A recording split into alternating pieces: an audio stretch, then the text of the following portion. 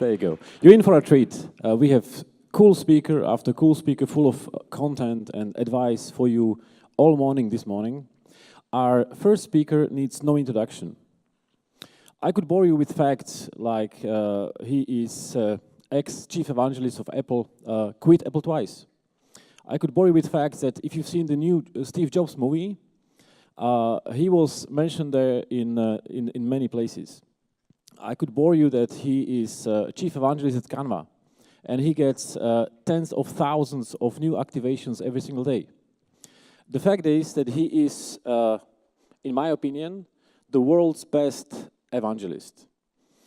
But the real reason why I like Guy so much is because he is an amazing human being who tries to help people and give value to them.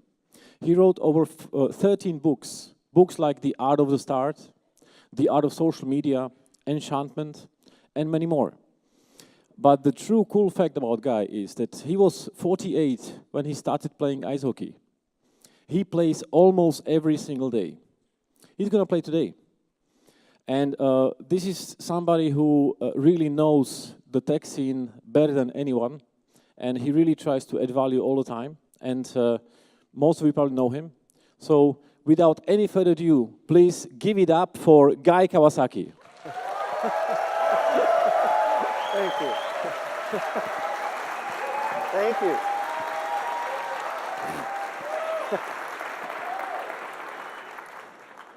That standing ovation would mean a lot more if I know you didn't rehearse it. But, you know, lesson number one in entrepreneurship, don't be proud, man. Take it when they offer it. A little bit about my background. You heard one version. I have to say I have not seen the Steve Jobs movie yet. So people have told me that I mentioned. So at some point I will see it. You know, when you live through the situation, it's not clear that you want to revisit it necessarily. So I have not yet seen it. And there was no actor. My name was just mentioned, I think, a couple times. I was hoping that maybe Jackie Chan would play me, but yeah, life is full of disappointments. I have been a Macintosh evangelist from 1983 to 1987 for Apple, the Macintosh division. This is when I worked for Steve. And I left, I started some software companies. I returned to Apple as Apple's chief evangelist and an Apple fellow. And then I left and I started Garage.com, which was a venture capital investment bank. And subsequently, I became a writer and a speaker. Today, I'm chief evangelist of Canva. I gave you a Canva promo card so you can try our service for free, although much of the service is free anyway, so you don't really need that promo card. Canva is an online graphics design service, so think fast, free, easy-to-use version of Photoshop. I could tell you that we can build a graphic for you faster than you can boot Photoshop. So that's what I am, and so today I'm chief evangelist of Canva. I'm an executive fellow at the Haas School of Business at UC Berkeley. I am a board of trustee member of Wikimedia. Wikimedia is the parent organization of Wikipedia. And I'm also a Mercedes brand ambassador, which is a whole nother story. Somebody's got to do it. So life is pretty good. So I live like 4 miles from here, and I want to help you in the next half hour as much as I can as entrepreneurs.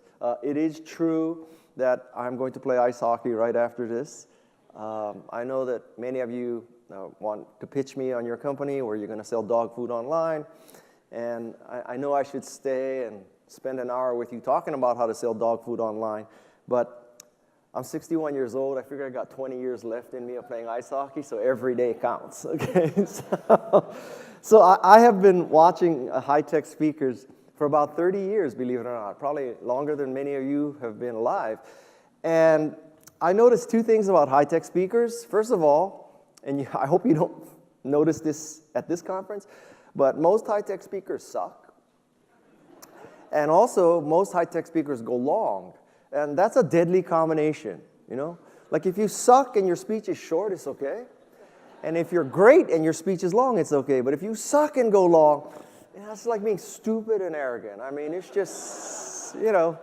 So what I have done in my career is I've always adopted the top 10 format. So I'm going to give you the top 10 mistakes of entrepreneurs that I've noticed, that I've tried to help prevent, and also that I made. Okay, so when you're a keynote speaker, there's often the temptation to talk as if you did everything right in your career. So just listen to me, follow my example, and that's total bullshit. I made a lot of mistakes. So I'm trying to prevent you from making the same mistakes. At least make new mistakes. Okay, I mean, give yourself that much. So these are the top 10 mistakes that I've noticed of entrepreneurs, including myself, and how I think you can prevent the mistakes. Okay?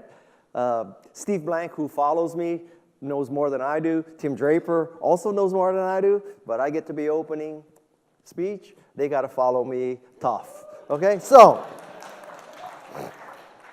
top 10 mistakes of entrepreneurs. So mistake number 1 is this great temptation to multiply a big number by 1%. So the way this works, let me give you the typical Silicon Valley pitch. 300 million Americans, 1 in 4 owns a dog, 75 million own dogs in America. Each dog eats 2 cans of dog food per day. Total addressable market of 150 million cans of dog food per day times 1%. Patent pending, curve jumping, paradigm shifting, innovative way of selling dog food online, made with my rock star programmers that I met drunk 1 week at a frat. And so how hard could it be to get 1% of 150 million cans of dog food per day? That's 1.5 million cans of dog food per day times 365, because dogs eat every day. This is not B2B, this is B2C, or B2D, more accurately. So 1%, a mere 1%, conservatively speaking, worst case, 1% of 150 million cans of dog food per day, 1.5 million cans of dog food per day. Conservatively speaking. I hear plans along these lines every day. I bet many of you have said this, right? 6 billion people in China. How hard could it be to just get 1% of that? You realize how big we'll be if we just get 1% of the people in China? How hard could that be? Huge mistake, because it is hard to get 1%. There's 2 mistakes in this. It's hard to get 1%, believe it or not. And also, I don't think any potential investor wants to hear that the focus of your company is to get a mere 1%. 2 sort of contradictory problems with that. So I think that the solution is to always calculate from the bottom up. Should always do a bottom-up analysis. So the bottom-up analysis on selling dog food online would be, well, let's see, we'll open up a website using our black hat, SEO tricks where we're going to stuff all the keywords in the headers, and we're going to search for the terms that people use, and we're going to hide out behind Matt Kutz's house and go to Google and go through the dumpster. We're going to figure out the algorithm because we're smarter than the 25,000 PhDs at Google. Let's say you get 100,000 unique visitors a month, in the first part of your company to visit your website. Of those 100,000 uniques, a mere 1% buys a case of dog food. So that's 1,000 people buying a case of dog food. That's 20,000 cans of dog food per month. So bottom up, you're at 20,000. Top down, you're at 1.5 million. Guess which way you probably are going to go initially. You're going to be much closer to 20,000 than 1.5 million. So always do this bottom-up calculation, okay? It's a reality check. Mistake number 2 is that you scale too fast. The way the thinking goes like this is, investors gave us money to invest, not to sit on it, not to conserve it, to invest. They want us to spend because we have swap spit, because we have kumbaya, we have seen eye to eye. Our investors love us. They believe in us. So we need to scale, because using our patent pending, curve jumping, paradigm shifting way to sell dog food online, conservatively speaking, we're going to sell 1.5 million cans of dog food per day. And the worst thing in the world would be to have a bad reputation for service. So we need to have several locations. We need distribution sites across the world. We need to co-locate our IT infrastructure. We need to build customer service. We need to build onboarding procedures, because we're going to ship on time, bug-free, and people are going to come and buy dog food the moment we open up our site. So let's build all this infrastructure up, because the worst thing in the world would be to start off with a poor service reputation. Well, guess what? Your rock star programmers are not rock stars. They don't ship on time. What a concept. First time in history a company missed its initial shipping date. They don't ship on time. And guess what? to extend the metaphor a bit too far, the dogs do not eat the food. You thought you'd sell 1.5 million cans of dog food per day. You're not even close to that. But meanwhile, you have these 3 co-locations. You have 50 people in customer service ready to handle the 1.5 million cans of dog food orders per day. But it doesn't happen. So you scale too fast. You build up all this infrastructure. And I think this is probably the most common things that kills company. I have never seen a company die because it could not scale fast enough. Once in my life, once in my career, I hope I can invest in a company or advise in a company that could not scale too fast. That's what we call in Silicon Valley a high-quality problem. Okay? The solution is a very different perspective, which is to always eat what you kill. That is, you don't build up an infrastructure. You don't hire customer service. You don't do all those things until you're actually got something killed, until you've bagged it. Not because you're gonna bag it, not because you believe in yourself, not because you think you're gonna bag it, it's after you bag it. Now, this may lead to some interruptions in support, right? But I'll tell you something, as long as you have a great product or service, people will put up with a lack of great service and support. It's much more likely you're gonna die from scaling too fast than you're gonna die because of a poor reputation for service, okay? Eat what you kill. Number 3 is to focus on partnerships. We have partnerships with all these large companies. We have partnerships with all these infrastructure people. We have partnerships with incubators. We have all these grand partnerships. You know what? Partnership is a bullshit word. Let me tell you what partnership means. Partnership means I don't have sales. That's what it parses to. So you think, you're blowing smoke and you're convincing people that you're on the track for success because you have all these partnerships, okay? And I'll tell you something, it just doesn't ring true. The only kind, I'll give you a very good acid test for partnership. If you have a partnership and it forces you to open up Excel and change your spreadsheet, change it because sales is going to go higher, change it because costs are going to go lower, some aspect of this partnership forces you to change Excel, okay. I can believe in that partnership. But most partnerships is merely an exercise in PR. Let us blow smoke. Let's say we have a partnership with Microsoft, partnership with Amazon, partnership with IBM, partnership with HP. Partnerships are bullshit most of the time. Second thing, the way you prevent this is focus on sales. So what I'm trying to tell you, and people violently disagree with this, Steve Blank may disagree with it. Tim Draper may disagree with it. But I think sales fixes everything. Really. If I could just communicate one thing to you, just forget everything else I tell you today. Sales fixes everything. Because as long as you have sales and you have revenue and you have cash flow, you are still in the game. If you don't have sales, all the partnerships, all the bullshit, all the business development, all the strategic stuff is total bullshit. Sales fixes everything. When you have sales, your investors leave you alone. Okay? When you have sales, people are happy. You don't need to have sand volleyball. You don't have to have free sushi and back rubs and all that. Sales fixes everything. And there's often this discussion of, what came first? Was it passion for my business or sales?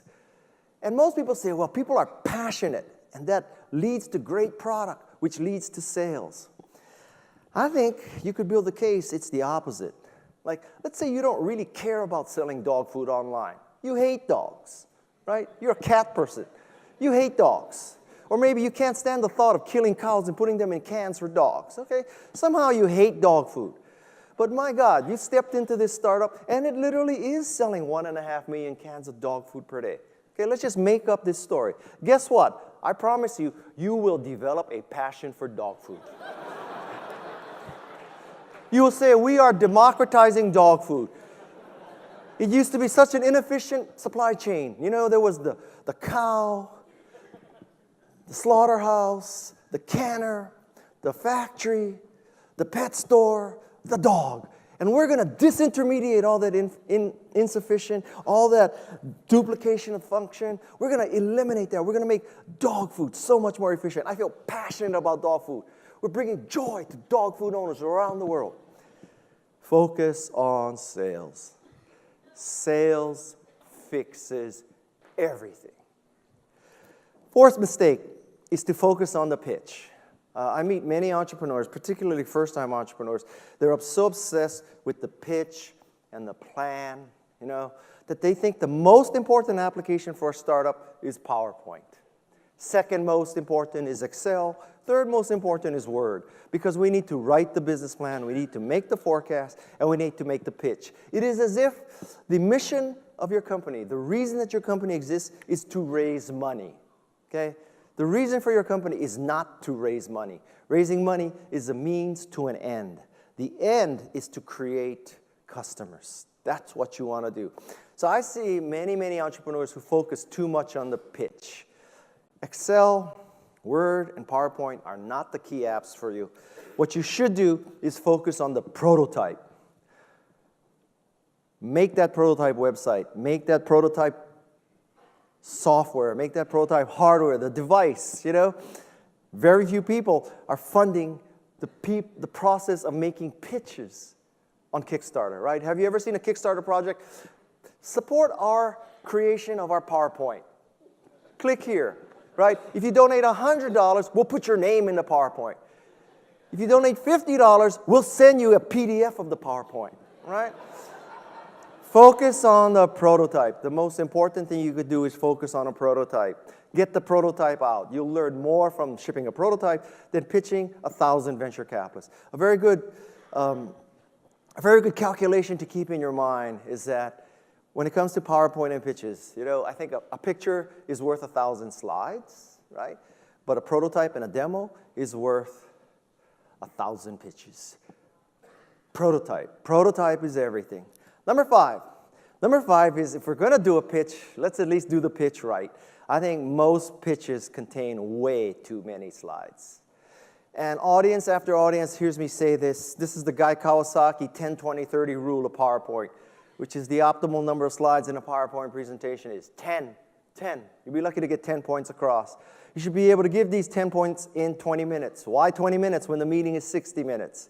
It's because, unfortunately, to this day, roughly 90% of this world still uses Windows. And I know when you show up for a pitch with a Windows laptop, you need 40 minutes to make it work with the projector. 30 refers to the optimal font size. A very good test for you is figure out who the oldest person is in the audience, divide his or her age by 2. Pitching a 60-year-old VC, 30 points. 50-year-old VC, 25 points. God help you, someday you may be pitching a 16-year-old VC, 8 points. Okay? 10-20-30 rule. 10-20-30 rule. The way the ideal pitch goes is that you, in the first minute, explain what you do. Not who you are, what you do. I think many people, and it's probably going to happen at this conference, somebody's going to ask Tim Draper, so Tim, what do you look for in a company? And Tim's going to say, people. We want a team. We want a world-class team. So you hear that, and you're going to think, okay, so we should start our pitch with an explanation of the team. Okay? So you're going to say, well, my ancestors came across in the Mayflower. They landed in Connecticut. They started this Connecticut blacksmith. And then they turned that into a store. And then eventually, my father became the biggest entrepreneur of stores in all the Northeast. So he endowed a chair and bought a building at Dartmouth. So I went to Dartmouth. And after Dartmouth, I went to Harvard Business School. And after Harvard Business School, I went to Goldman Sachs. And after Goldman Sachs, I got bitten by the tech bug. So I came to Silicon Valley. And I started working for Google. And then I took .NET classes at Microsoft on the weekend. And so now here I am. And you know what? Nobody gives a shit. Okay? Really? Nobody gives a shit. A much better story is my parents came over in the last helicopter out of South Vietnam. They landed in Sacramento. They ran a liquor store. They saved every penny they could to send me to Sacramento State. I went to Sacramento State. I took computer science. I loved computer science, and I'm here today. I started this company in my dorm. We eat nothing but noodles every night, okay? We haven't had protein for years, but we built this great website, and now 10,000 people are signing up per day, and we need capital to expand. Oh, my God. Oh, my God. Be still my heart. I want to hear that story, right? And so don't start your pitch with who you are. Because almost by definition, if you're pitching, you need money. And if you need money, it's because you're not been successful so far or you're not proven. Duh. So you're trying to build this case, you have a world-class team by dropping Dartmouth, Goldman Sachs, right? You work for JP Morgan, right? You saw The Big Short, all about finance, right? So, I think in the first minute, you have to explain what the hell you do. I have sat in so many pitches. 15 minutes into the pitch, I know this guy came over in the Mayflower, right? I know this guy came over from this. I know this guy's history. I know they're third generation. They've endowed chairs at Harvard and Stanford and Dartmouth. I still don't know what they do. I don't know if it's software, hardware, device, 3D printing. I have no idea what to do. And I'm sitting there wondering, what the hell does this people do? You need to answer that question. I'll give you another metaphor. 2 kinds of airplanes in the world. Airbus 380, 787, 747. Those things need 2 miles of runway to take off, okay? Other kind of airplane, F-18, takes off from a U.S. aircraft carrier, okay? It goes 0 to 150 knots in 1.5 seconds. There's a steam catapult. You strap your butt into that plane, and boom, you are in the air or you're dead. There's only 2 choices, right? So I think when you make your pitch, don't do a 747. A 747 is rumbling along, and at 1.9 miles, it lifts up, and everybody goes, we defied gravity again.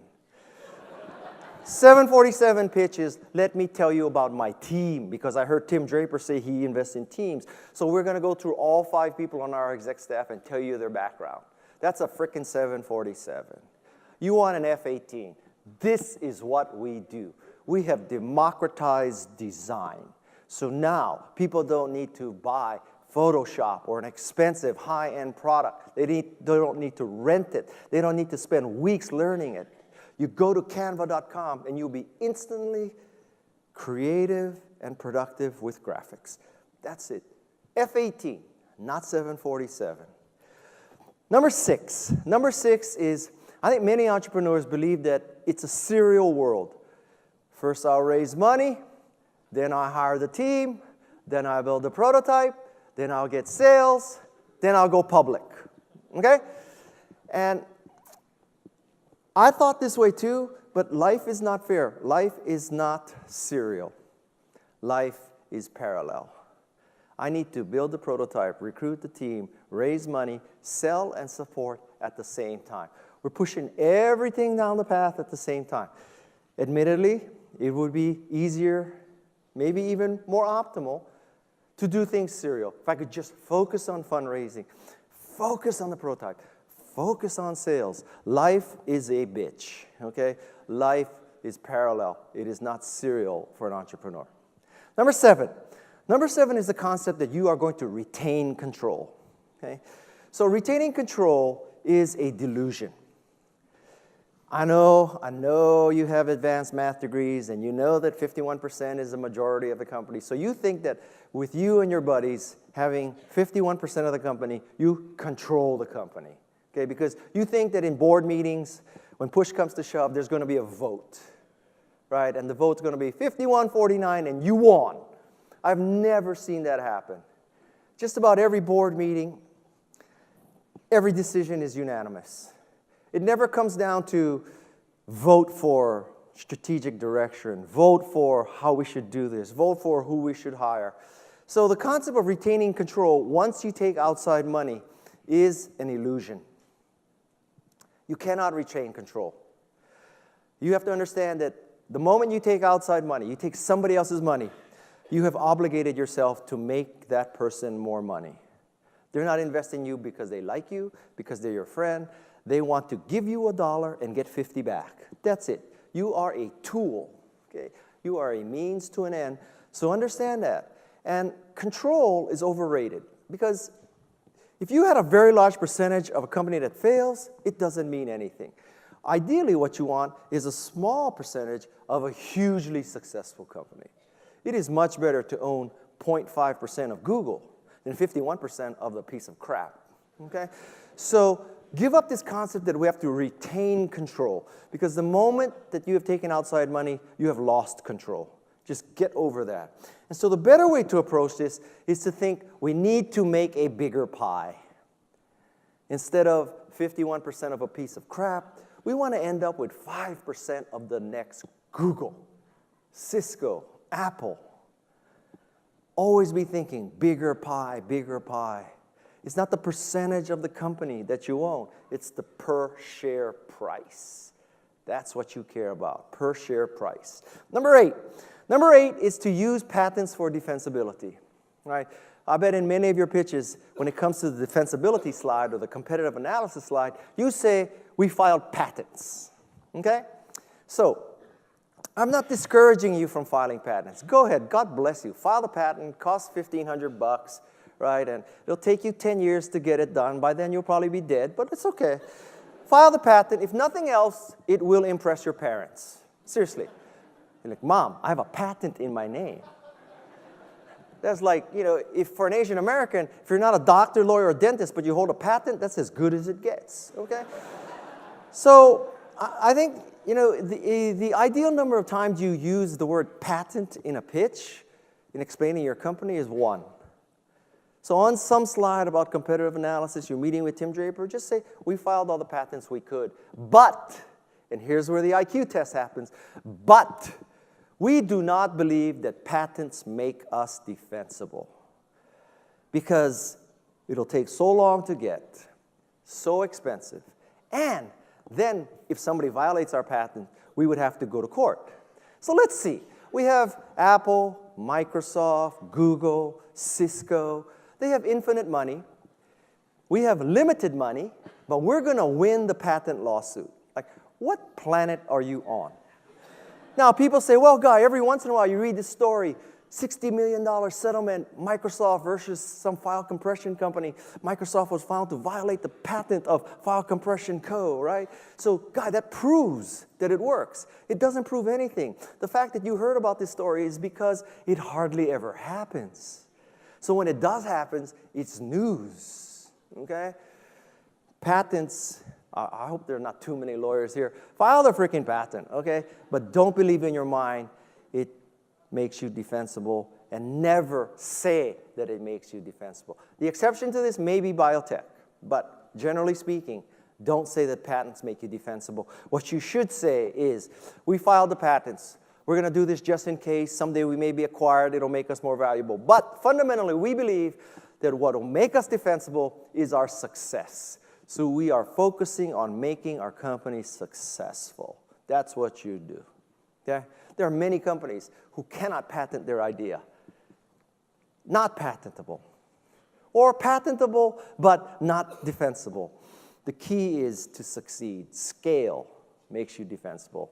As I said before, sales fixes everything. Number 9. Number 9 is that when you hire people in your own image, right? So if you're male and white, you hire male and white. If you're young, you hire young. I think it's a huge mistake that to really be successful, you need to hire people who complement you, who are different from you. If you're a kid, you need an adult, right? If you're a man, you need a woman. You need more women because you have to it takes 2 women to overcome the stupidity of 1 man. So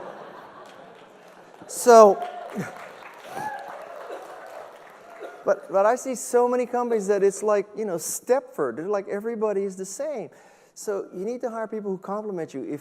If, fundamentally in a company, there's only 2 real functions, okay? When you cut all the bullshit out, there's only 2 things the company has to do. You have to make it and you have to sell it. Duh. Everything else is bullshit. If you have somebody who can make it and somebody can sell it, you got it. So if you hire only engineers like yourself, there's going to be nobody to sell it. And if you hire MBAs who are good at selling, there's nothing to make. There's nobody, nobody's making something to sell. So you need to complement, right? Hire people who are different from you. Number 10. Number 10 is this concept that you're going to befriend your investors. Because you met with them, and they really understand what you're doing. They really like you.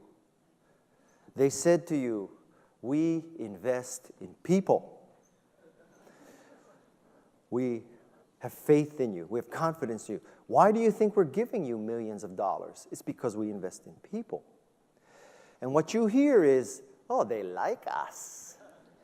They've befriended us. We're going to go play golf together at the Los Altos Country Club, right? And listen, I'm not saying you should have a hostile relationship with your investors, but I'm telling you that that is a very tenuous relationship. I don't want to sound negative and depressing and all that, but just accept the role that you are a means to an end. They want to give you $1 and get back 50. That's okay. They're not going to say it in those terms. They're going to say that they trust you, they love you, they see you, they get the vision and all that. But I think whenever you hear somebody say, we like you, we trust you, we're investing in you, just add one more phrase to that sentence. Every time you hear somebody say that, just add one more phrase, which is, as long as things are going good. We like you as long as things are going good. We believe in you as long as things are going good. Just hear that. And so the better approach to this is to always exceed expectations. Right? So I guess I'm telling you, you should sandbag investors. You should always sort of forecast what you are 80% certain you can deliver. That you should tell them that something's going to ship in June and it ships in May. And as long as you exceed expectations, it'll be a friendly, cordial relationship, or they'll leave you alone, which may be better. But always, understand that this is a financial transaction. It's not about kumbaya and swapping spirit. We're not swapping spit. I'll give you an online dating analogy, okay? So in online dating, there are two extremes. There's eHarmony. At eHarmony, you're going to find your soulmate. You're going to walk hands in hands on windswept beaches, drinking white wine, completing each other's sentences. Your kids are perfect. There's no ADHD. There's no Asperger's. They've got straight A's. They're trying to pick between Dartmouth, Harvard, Stanford, 4.2 GPA, 2400 SAT, right? Your house is clean. Your dogs are well trained. They don't poop in the house. Life is good with eHarmony. 29 fields of psychographic information. Are you funny? Are you outgoing? You like white wine or red wine? You find your soulmate, right? That's eHarmony. On the other side of online dating is Tinder. Interesting, not interesting, interesting, not interesting. I hate to tell you, but in entrepreneurship, it is a Tinder world. It's a Tinder world. It ain't eHarmony. It's Tinder, okay? So in this Tinder world, exceed expectations, don't meet expectations. Exceed expectations, don't meet it. That's the world we live in. Now, I don't want you to think I'm filled with anger. I think somebody should tell it to you straight. So maybe I'm wrong, okay? Maybe I'm too negative, but maybe I'm right. And so I'm just asking you that, as you go through your entrepreneurial careers, just remember these 10 mistakes. Remember my suggestions for how to fix them. And if it prevents any of you from making any of these mistakes, I've succeeded. That's the top 10 mistakes of entrepreneurs. Thank you very much. Thank you. Thank you.